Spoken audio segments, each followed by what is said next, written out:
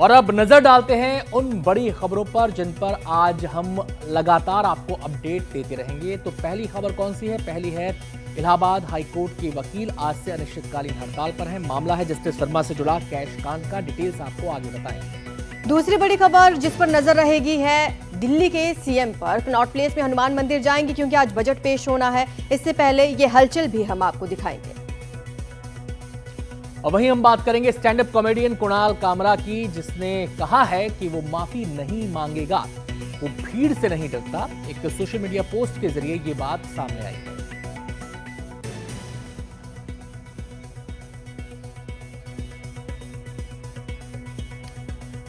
तो पहले बात करेंगे हमारी आज की पहली बड़ी खबर की, जो इलाहाबाद से आ रही है। और Allahabad high court bar association ने आज से अनिश्चितकालीन हड़ताल पर जाने की घोषणा की है। मामला है जस्टिस वर्मा के कैश कांड से जुड़ा हुआ। दरअसल इस कैश कांड के सामने आने के बाद उन्हें दिल्ली हाई कोर्ट से इलाहाबाद हाई कोर्ट ट्रांसफर कर दिया गया था।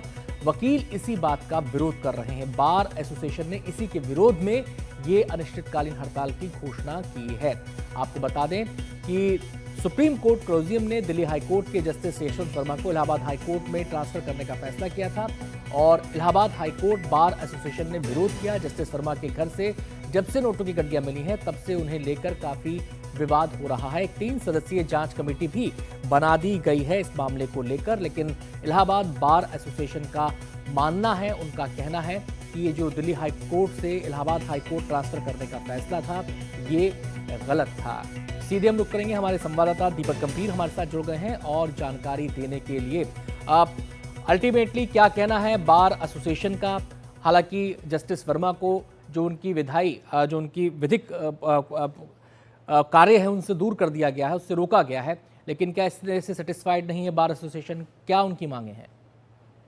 बिल्कुल, देखिए अनंत, क्योंकि कल भी इलाहाबाद हाईकोर्ट में एक दोपहर में पोस्ट लंच के बाद जो है स्ट्राइक जो है बुलाई गई थी, लेकिन उसमें उसके पहले जो एक बड़ी मीटिंग जो है इलाहाबाद हाईकोर्ट बार एसोसिएशन के वहां पे हॉल में हुई और उसमें ये डिसाइड किया गया कि जो जुडिशियल वर्क है जस्टिस यशवंत वर्मा से वो जो है वापस ले लिया जाए। और साथ ही साथ जो तमाम ऐसे इश्यूज हैं, जैसे कि यहाँ पर जो रिकमेंडेशन दिया गया है सुप्रीम कोर्ट के द्वारा जो ट्रांसफर का, उसको जो है वापस लिया जाए। लेकिन अचानक से जब इस हाईकोर्ट बार एसोसिएशन की मीटिंग के बाद जो 11 प्रस्ताव रखे गए, तो उसके बाद अचानक से 3:30 बजे के आसपास जब सुप्रीम कोर्ट का एक और जो रिकमेंडेशन लेटर सामने आता है, उसमें ये कहा जाता है कि 20 और 24 तारीख को जो मीटिंग की गई कोलेजियम के द्वारा, उसमें दिल्ली हाईकोर्ट के जो जज हैं जस्टिस यशवंत वर्मा, उनको जो है फाइनली इलाहाबाद हाईकोर्ट जो है ट्रांसफर किया जा रहा है, रिपेट्रिएशन किया जा रहा है। उसको लेकर अचानक से जो है देर शाम इलाहाबाद हाईकोर्ट बार एसोसिएशन ने एक और बड़ी मीटिंग कॉल ऑन की। उसके बाद तमाम जो गवर्निंग बॉडीज से जो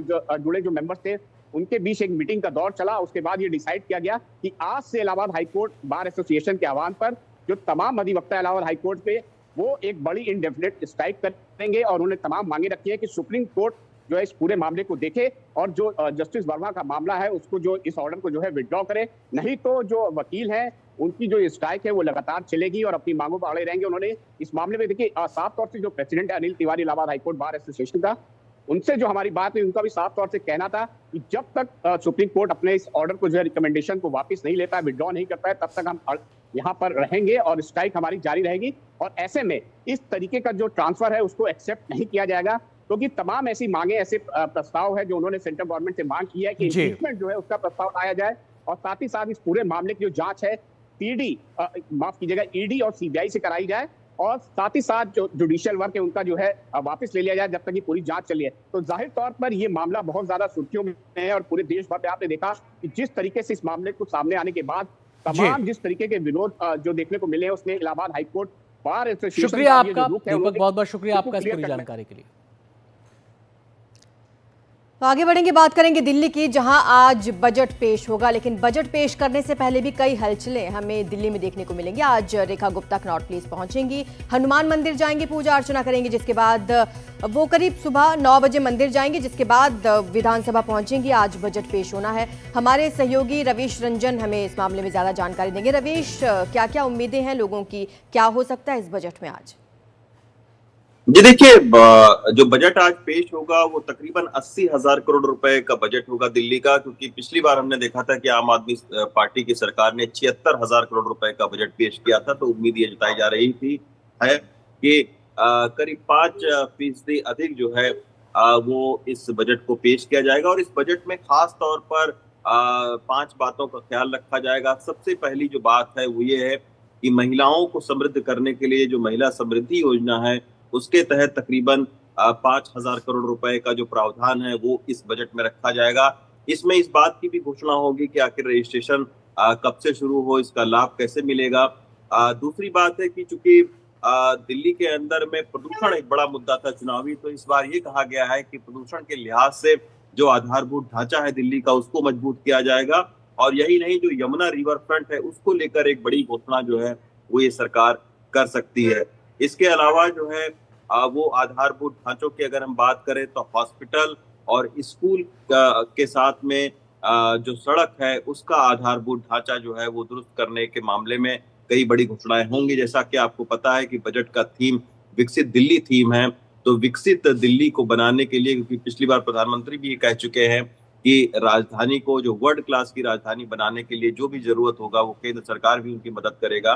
तो लग ये रहा है कि जो पहला बजट है 27 साल के बाद में बीजेपी पेश करेगी, उससे 5 साल की जो सरकार की दिशा है वो भी इस बजट से तय होगा कि आखिर बीजेपी का क्या क्या फोकस रहेगा। लेकिन इन 4-5 बातों पर फोकस जरूर रहेगा, आधारभूत ढांचा को दिल्ली के मजबूत करने की ओर।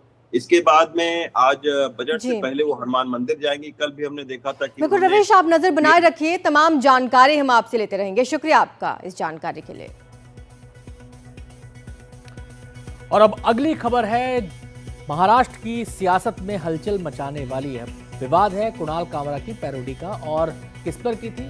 एकनाथ शिंदे को लेकर की थी, उन पर निशाना साधा था। हालांकि इस पैरोडी में किसी का नाम नहीं लिया गया था। आपको बता दें, इस पैरोडी सॉन्ग विवाद पर कॉमेडियन कुणाल कामरा का जवाब आया है। वो सामने नहीं आए हैं, जवाब आया है। कुणाल ने सोमवार देर रात सोशल मीडिया प्लेटफॉर्म एक्स पर अपना स्टेटमेंट जारी किया। उन्होंने कहा कि वो माफी नहीं मांगेंगे, वो भीड़ से नहीं डरते। उन्होंने वही कहा जो अजित पवार ने एकनाथ शिंदे के बारे में कहा था।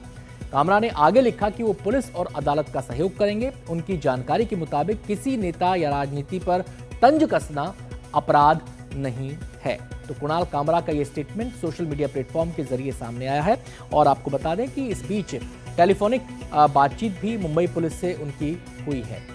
तो कुणाल कामरा ने अपने बयान में ऐसा क्या कह दिया, ये भी आपको हम बताएंगे। दरअसल उन्होंने सोशल मीडिया पर जो पोस्ट किया उसमें उन्होंने ये लिखा कि मैं माफी नहीं मांगूंगा। उन्होंने आगे ये भी लिखा कि नेताओं का मजाक उड़ाना गलत नहीं है, भीड़ से मैं नहीं डरता, मैं बेड के नीचे छिपकर नहीं बैठूंगा। मैंने वही कहा जो अजीत पवार ने एकनाथ शिंदे के बारे में कहा था, मैं कानून और अदालत का पूरा सहयोग करूंगा। आगे उन्होंने ये भी कहा कि क्या कानून उन पर कार्रवाई करेगा जिन्होंने हैबिटेट में तोड़फोड़ की थी, क्या उन पर भी कार्रवाई की जाएगी। और उस स्टूडियो में तोड़फोड़ की गई जहां पर वो स्टूडियो मेरी कॉमेडी के लिए जिम्मेदार नहीं है, कुणाल कामरा ने ये भी कहा।